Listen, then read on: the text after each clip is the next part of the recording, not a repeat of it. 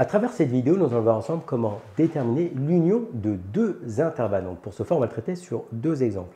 Mais avant tout, on va réexpliquer, on va redonner la définition de l'union de deux intervalles. Donc en fait ici, l'union des intervalles i et j, que l'on note i union j, est l'ensemble des réels qui appartiennent à l'intervalle i ou qui appartiennent à l'intervalle j. Donc ils peuvent également appartenir aux deux, parce que c'est un ou. Donc c'est ceux qui appartiennent à l'intervalle i ou ceux qui appartiennent à l'intervalle j. Mais ceux qui vont appartenir à i ou à j en même temps, simultanément, également feront partie des solutions à retenir. Donc en fait, dans un premier temps, on va s'intéresser à i qui est l'intervalle moins 1, 6 et j qui est l'intervalle 2 plus l'infini avec 2 exclus. Donc on a modélisé sur la droite ici, gradué l'intervalle moins 1, 6, donc on l'a modélisé en rouge ici, et les crochets sont fermés parce que moins 1 et 6 sont inclus, et pour j c'est de 2 à plus l'infini avec 2 qui est exclu jusqu'à plus l'infini qu'on a modélisé ici en vert. Donc ça c'est la partie qui correspond à j. Si on veut modéliser i union j, on a dit que c'était l'ensemble des x qui appartiennent à l'intervalle i ou à l'intervalle j.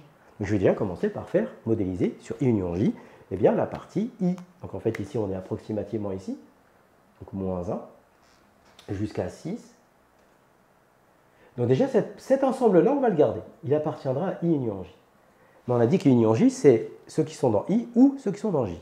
Donc en fait ici je vais modéliser, maintenant sur la même droite je vais prendre j. Donc en fait j, on va l'avoir ici, donc on aura 2 ici, puis on va assurer jusqu'à plus l'infini. Et donc en fait si vous voulez, l'ensemble i union j, c'est dans notre intervalle ce qui est colorié en rouge avec ce qui est colorié en vert en plus. Donc c'est du rouge et du vert, et tout ce qui peut être pris en rouge et en vert. C'est-à-dire en fait, autrement dit, on va démarrer à moins 1, et puis on va aller jusqu'à plus l'infini. Parce qu'on a ici, ceux de i, c'est les rouges, donc ils sont ici, et ceux qui appartiennent à j, ce sont les verts, ce sont ici. Donc on a bien de 2 à plus l'infini, ceux-là on va les retenir, mais on va aussi retenir de moins 1 à 6. Alors bien sûr, de 2 à 6, ça a déjà été pris dans le vert, mais ce n'est pas un problème, parce qu'on veut i ou j. Donc on va prendre quand même les i qui sont ici en rouge de moins 1 à 6, et on va également prendre cette partie-là. D'accord? Parce que celle-ci, elle est déjà incluse dans la partie verte, donc elle sera également retenue. Donc on va démarrer de moins 1 jusqu'à plus l'infini. Donc en fait ici, i union j, c'est moins 1 à plus l'infini. Ça c'est pour la première situation, on passe à la deuxième situation. Dans cette deuxième situation, on nous donne i qui était l'intervalle 3, 4 et j qui était l'intervalle 5, 6. On souhaite déterminer i union j. Donc on a rappelé précédemment que l'intervalle i union j, c'est l'ensemble des réels qui vont appartenir à l'intervalle i ou à l'intervalle j. Donc en fait ici, on a modélisé i, l'intervalle 3, 4. Donc ici, crochet fermé, bien entendu, puis c'est la partie qui est assurée ici en vert. Et l'intervalle 5, 6, la même chose, l'intervalle crochet fermé qui est ici représenté en rouge. Donc si on veut faire i union j, donc il va commencer déjà, on va chercher les réels qui appartiennent à l'intervalle i, donc on va les modéliser ici sur la droite i union j. Donc ça veut dire ici, on a 3, puis on a 4. Donc là on a modélisé ici i union j. Et ensuite, il va falloir faire pour j la même chose. Donc j on va le mettre ici. Donc 5 et 6. Et donc comme on a dit que i union j, c'est l'ensemble des réels qui appartiennent à l'intervalle i ou à l'intervalle j.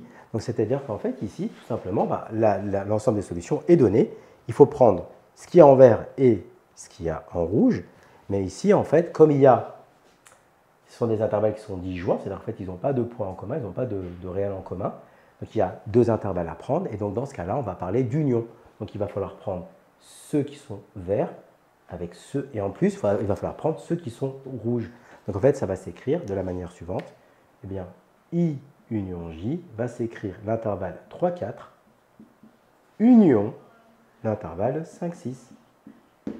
Comme tu as kiffé la vidéo et que tu veux des bonnes notes en maths, alors tu mets un pouce bleu, tu t'abonnes à notre chaîne, tu poses un commentaire, on y répond sans problème. Ensuite, on t'embarque avec nous sur g20enmaths.com.